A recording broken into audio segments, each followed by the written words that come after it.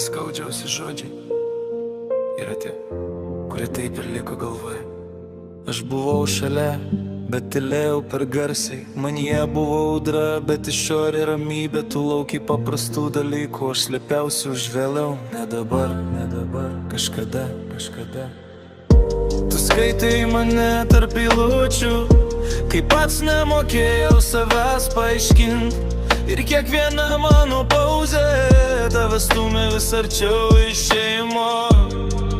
Aš galvojau, kad meilė supras, kad nereikia visko sakyt, bet meilė pavargsta nuo tylos, kai per ilgai tenka tikėt. Prie ko nepasakiau, dabar skamba garsiau nei žodžiai, kai reikėjo kalbėt. Tylėjau ir tyla pasirinko už mane.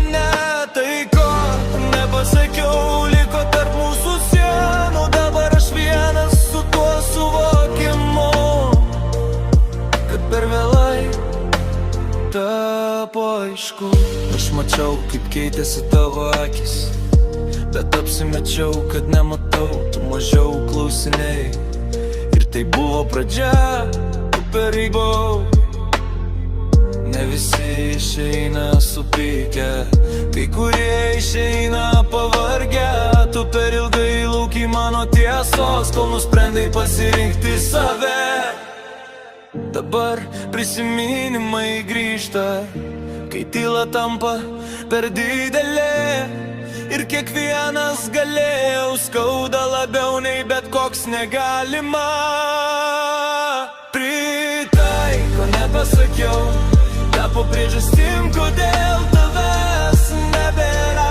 Atsiprašymai atėjo per vėlai, kai jau buvo per tylu juos girdėt. Tai, ko nepasakiau, dabar nešu vienas, kai supratau, ką praradau.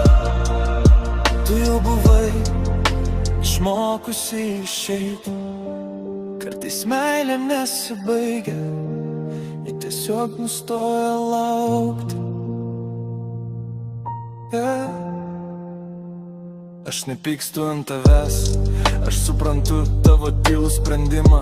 Gal reikėjo mažiau galvot, o daugiau pasakyti tai, kas svarbu. Jei dar kartą gyvenimas duos progą, aš nekartosiu tos pačios klaidas, nes žodžiai, kurių nepasakai, vėliau tampa našta, nepamoka. Ko nepasakiau, liko many ir su tuo teks gyvent, nes kai kurie žodžiai nebeturi kam būt pasakyti.